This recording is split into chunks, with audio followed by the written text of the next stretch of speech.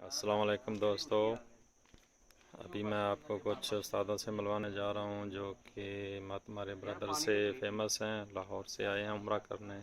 उस्ताद सलीम शामी साहब की छत पे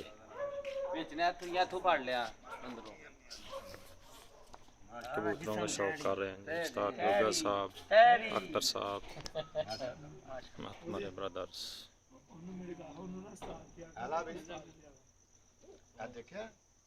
उस्ताद सलीम शामी साहब के कबूतर चेक कर रहे हैं जी।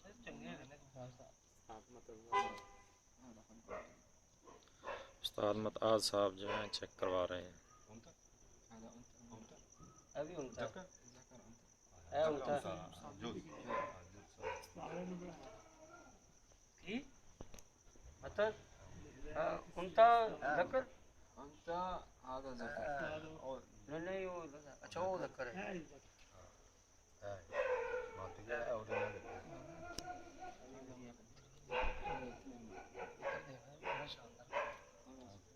सारा लाल है ना दाग उत्ते लाल है ना दाग सिर ते हल्का ही है